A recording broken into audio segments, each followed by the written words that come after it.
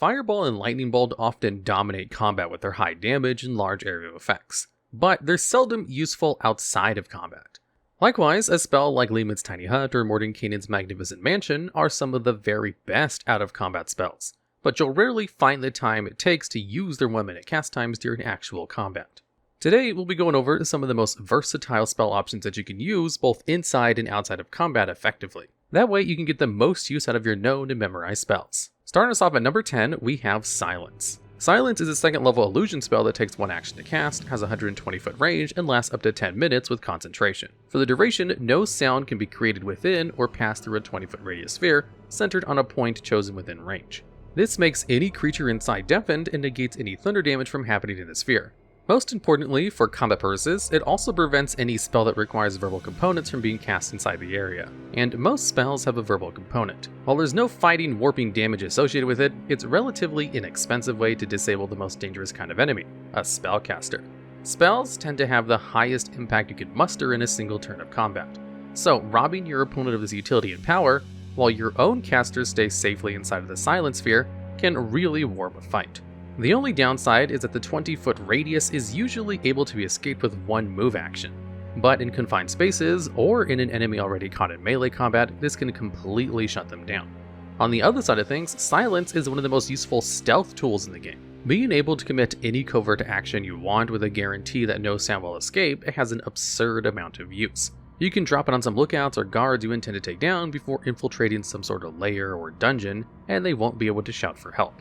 You can sneak in somewhere, but when you might have to break down a door or bust open a lock, Silence can prevent anyone from being alerted to your actions. While other spells like Invisibility or Pass Without Trace might be generally more powerful in stealth situations, they're much harder to use in combat, aside from getting around a surprise on enemies before combat even starts. Silence does double duty as an anti-spellcaster option and an extremely versatile stealth tool. Next up on this list at number 9, we have Fly. This is a 3rd level transmutation spell. It takes 1 action to cast, has a range of touch, and lasts up to 10 minutes with concentration. For the duration, those affected by Fly gain a fly speed of 60 feet.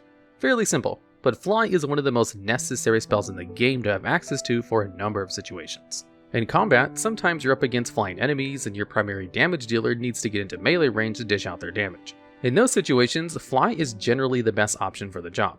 Also, this 60 feet movement speed means it's a significant speed boost, letting it be a close approximation of something like haste as a way to get you and your allies down a battlefield in a hurry, while avoiding most kinds of difficult terrain to boot. If you ever expect to face down something like a dragon in Dungeons & Dragons, then Fly is a must-have option for your typical party. Outside of combat, flying is obviously very useful. Need to get on the roof without arousing too much suspicion? Well, flying your party is a great way to do so in the dead of night. Need to overcome some unscalable mountain or cross an impassable gorge? Well, flying makes those scalable and crossable. The fact that Fly can be upcast at 1 target for each spell level you increase it by means you can turn your entire party into an airborne brigade at a moment's notice to handle situations like this. Flying isn't the most powerful spell in the game, but it's hard to imagine any situation where flying with the 60 feet movement speed wouldn't help in some way. Even in close quarters, it can allow odd things like letting 2 melee characters stand in the same horizontal space to attack an enemy, so long as there's 10 feet of vertical space between them. There's tons of ways to use Fly cleverly and mundanely to solve problems, both in and out of combat, earning it a spot on this list. And at number 8, we have Major Image. Though this could also include the less powerful version of the spell like Silent Image or Minor Illusion. Major Image is a 3rd level illusion spell. It takes 1 action to cast, has a 120-foot range, and lasts up to 10 minutes with concentration. While it has a fairly complicated description, the condensed version is that you can make an illusion up to a size of a 20-foot cube that not only makes a visual illusion, but can create sound, temperature, and smells to fully convince your target the illusion is real. Major Image also allows you to actively control the illusion, letting you change its location, actions, and appearance to further enforce the realism. Outside of combat, illusions are absurdly versatile tools. They allow you to trick and deceive other creatures in any number of ways. You could create an illusionary cover so people don't see you, use it to make a distraction to draw off some lookouts, create a message 120 feet up in the air as a signal, create a lifelike person like a superior officer or important politician to trick some hapless guards. The possibilities are endless outside of combat.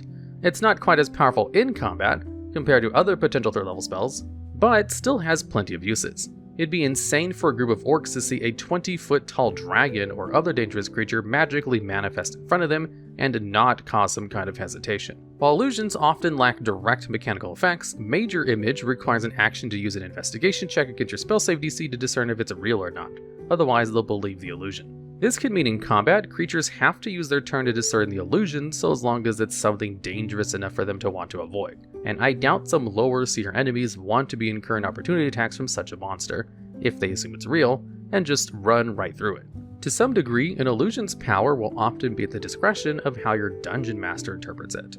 Technically, any physical interaction can reveal it as an illusion as things pass through it, but even then it can heavily obscure the spaces it's in as you alter it, making it like a fog cloud that you can actively manipulate and move to give range foes disadvantage and block line of sight, on top of confusing or scaring enemies. Illusions always have a high amount of versatility, usually only limited by creativity, and Major Image is the most efficient illusion that can truly sell anything you can imagine thanks to its ability to deceive so many senses. And at number 7, we have Cure Wounds. This is a first level evocation spell and takes 1 action to cast and has a range of touch. A creature you touch gains 1d8 plus your spellcasting modifier's hit points. You can upcast it to increase its healing by 1d8 per increased spell slot, healing 2d8 for a second level spell slot, 3d8 for a third level, etc, etc. Cure Wounds is the ubiquitous healing spell. In combat, it often compares poorly to Healing Word, as Healing Word only needs a bonus action and has a superior 30-foot range. This makes it shine in combat as it can heal unconscious allies at a distance without committing your action. But Healing Word's paltry 1d4 healing means that it's rarely what you want to do outside of combat. Likewise, a spell like Prayer of Healing has enormous healing potential, being able to heal up to 6 creatures for 2d8 plus your spellcasting modifier for only a second level spell slot, but requires 10 whole minutes to cast, so it's really only useful outside of combat for recovery purposes. Cure Wounds fills the gap between these two spells. It's still useful in combat, after all, so as long as you can get in range, Cure Wounds is going to heal a little bit more than Healing Word, and you only typically lose out on casting a cantrip for the action cost difference with Healing Word. Since you can only cast 1 non-cantrip spell on a turn in most cases, something a class like Cleric might even prefer because an active spiritual weapon might make using your bonus action worse.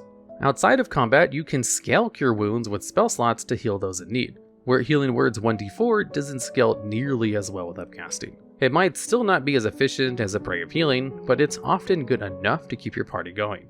The major thing is, it can fulfill both roles fairly well, meaning you can often skip memorizing Healing Word or Prayer of Healing depending on your party's needs for just Cure Wounds, allowing you to use your other spell options on different kinds of spells besides healing. Cure Wounds is the jack of all trade of healing spells, which is why it earns a spot on this list. And at number 6, we have Dimension Door. This is a 4th level conjuration spell that takes 1 action to cast and has an astonishing 500-foot range. This spell allows you, and potentially one more willing creature who's next to you, to teleport anywhere within that 500-foot range. You don't even have to see where you're going, as you can visualize it or describe where you'd like to teleport to successfully teleport there. Be careful though, as teleporting into occupied spaces will cause the spell to fail and inflict 4d6 force damage to you as feedback. Dimension Door is one of the very best mobility spells in the game. The sheer range and the ability to take another person with you gives it nearly unmatched utility outside of combat, and similarly, incredible movement speed in combat. It can let you catch up to fleeing foes, escape a dangerous situation, or move your melee fighter into position if it needs to be in combat, so as long as you're willing to go with them. Being able to bypass stealth altogether potentially for your less stealthy party members, or clearly impossible to traverse obstacles because of its range gives this spell a ton of utility. It's one of the best rescue spells in the game, which is a situation that can come up both in and out of combat. Rushing up to a captive or hostage and teleporting them away in combat is a great example, as it teleports into a captive's jail cell and teleporting them right out. Its comparable options are spells like Misty Step and Teleport. Misty Step is a great spell in combat and even fairly useful outside of combat. 30 feet of teleportation can still help you bypass obstacles or teleport into a guarded location, but the lack of range and lack of utility of taking an extra person makes it more of a combat-focused mobility spell. Teleport, on the other hand, is more powerful than Dimension Door in most ways. It can teleport more people than Dimension Door to anywhere in the plane, but as a 7th level spell is too big of an investment to frequently use in combat outside of purely a last-ditch effort escape tool. Dimension Door hits the right balance of cost, effect, and versatility to be the best way in most situations to translocate yourself and someone else in and out of combat. And at number 5, we have Conjure spells. There's an entire line of Conjure spells, from summoning multiple beasts or fae to summoning powerful singular entities of any creature type, like Fiend or Celestials. The ones we'll be focusing on are spells like Conjure Animals and Conjure Woodland Beings, which have one action of cast time, so they're actually useful in the middle of combat, and last up to 1 hour, which makes them fairly useful outside of combat.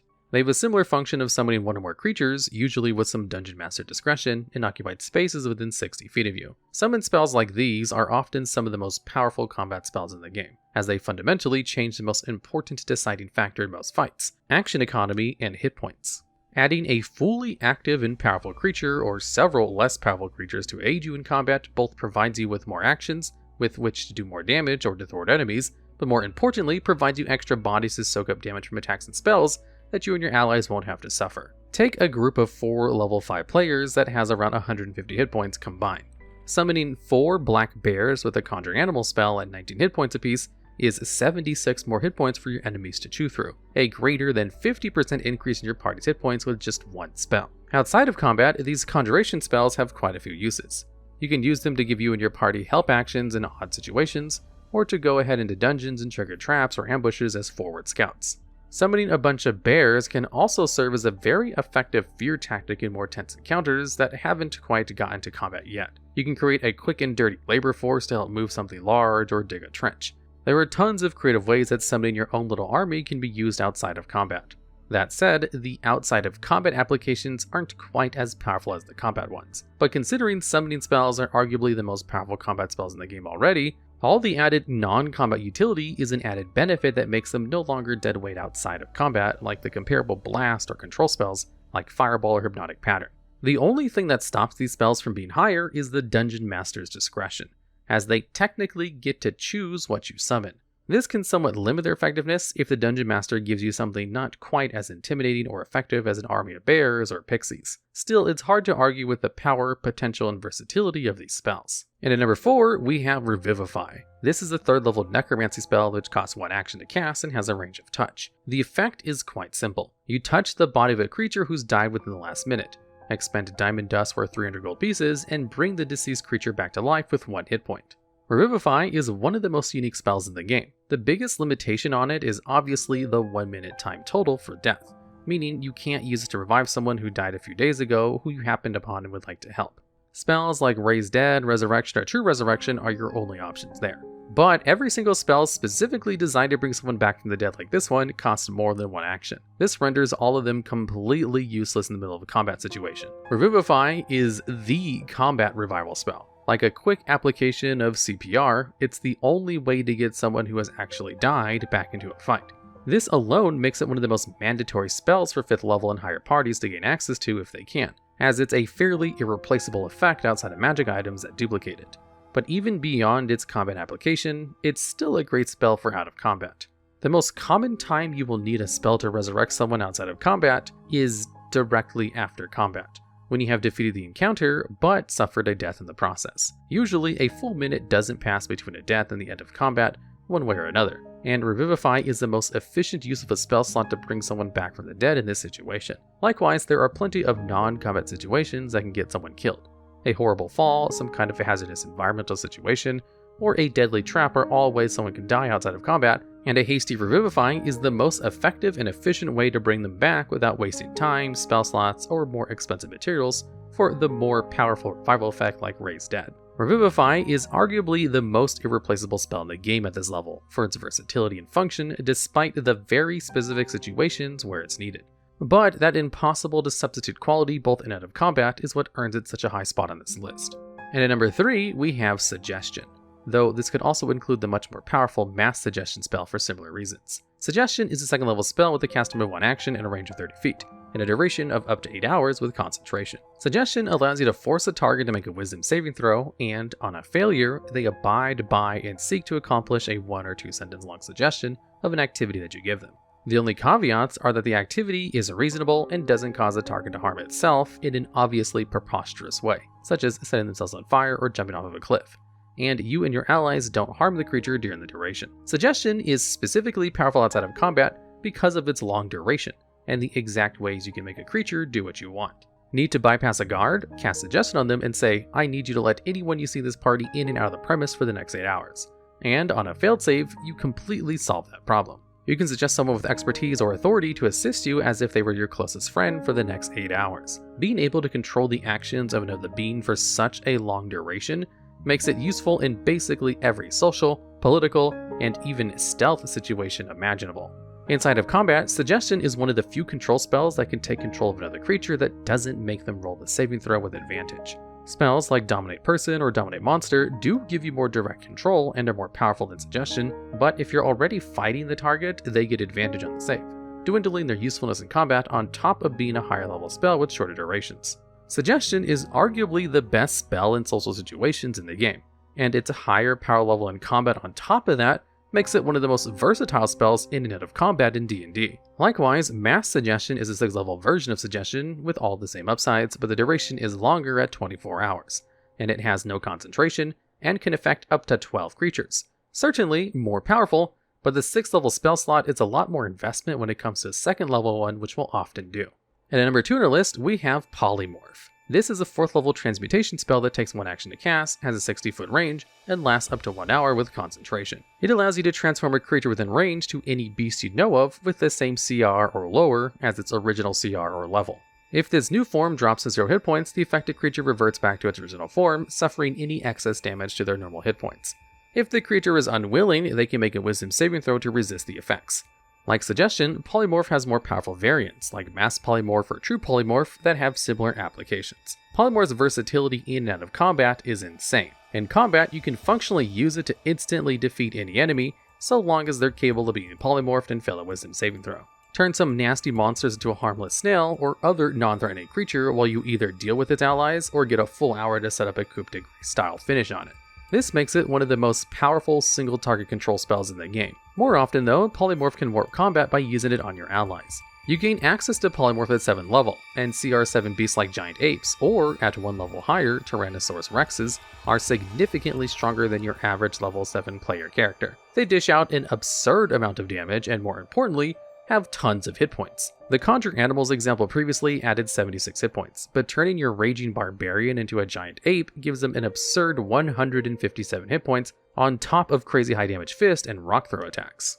Making enemies chew through an extra 157 hit points is nearly impossible, so often the only solution is to break the caster's concentration or lose. On top of being one of the most powerful combat spells in the game, Polymorph also has nearly infinite versatility outside of combat. Need access to flight but don't have the fly spell? No problem. Turn someone into a giant eagle and they can fly and take a passenger while they're at it. Need to sneak into a stronghold? Well, no one's going to pay attention to a minuscule spider crawling through some cracks. What about that guard we keep mentioning you need to bypass? Well, turn them into a sloth, or something harmless for an hour. You can even take them with you and put them out of the way while you infiltrate. The only real downside of Polymorph in some of these situations is it does give you the mental statistics of the creature you transform into. You can still achieve basic goals, but any abstract thinking might be difficult when you're a spider or a bird. Regardless, Polymorph is a near must-have 4th level spell, and one of the most versatile spells in D&D history. The only spell that's really more versatile is... And finally, at number 1, we have Wish. Wish is a 9th level conjuration spell. It takes 1 action to cast and the range itself, though that's a bit misleading because it just lets you make a wish, which can extend out to anywhere. Making a wish is clearly the most versatile ability in the game. It can potentially do literally anything. The only real discretion to the versatility of wishing for anything is that generally the more ambitious the wish, the more likely it will be to have some kind of karmic backfire or consequences. But still, a correctly worded wish can accomplish basically any goal in and outside of combat. You have a problem, you make a wish, and the problem is solved. That said, using it to make a generic wish does come with hefty drawbacks, like taking necrotic damage every time you cast a spell afterwards until you get a long rest, reducing your strength to 3 for 2d4 days, and giving you a 33% chance to never be able to cast Wish again. With those downsides, is the spell even worth it? Well, you can avoid all of these downsides by using its other main function. Wish allows you to duplicate the effect of an 8th level or lower spell with none of the previously listed drawbacks. This means every spell listed so far is something Wish can do, and more. What's more is that it bypasses things like casting time or material components. The spell effect you want just takes effect. Revivify might be the only revival spell you can use with 1 action, but if your ally has been dead for over a minute in a long combat, then you'll have to wait. Unless you use Wish to instantly cast the 7th level Resurrection spell with only the action it costs to cast Wish. Wish can be some of the most powerful offensive or control spells in the game, like Maze, Force Cage, or Incendiary Cloud. You can use it to instantly cast the Clone spell to bypass the heavy material requirements, giving you one of the best death contingency spells in the game at no cost. The real versatility of Wish isn't just wishing for whatever you want, but the access it gives you to nearly every spell in the game, even the ones with longer cast times, all for just one action. Admittedly, a 9th level spell is the largest investment you could have. There are potentially higher impact combat spells than Wish at 9th level. Meteor Swarm is an incredibly high damage spell at the apex of damage casting. Wish's 8th level spell limit means it can't really emulate that. But Meteor Swarm is not likely to help you save a dying ally or handle a social encounter. The fact of the matter is that access to every single 8th level or lower spell with no cost to action or materials makes Wish by far the most versatile spell in the game. And if for some reason nearly every spell in the game isn't enough for your situation, you can always just make a real wish instead. Alright, and that's the list. Are there any other highly versatile spells you think I may have missed? Or do you have any other topics you'd like to see me cover? If so, leave those suggestions down in the comments below. And thank you for watching.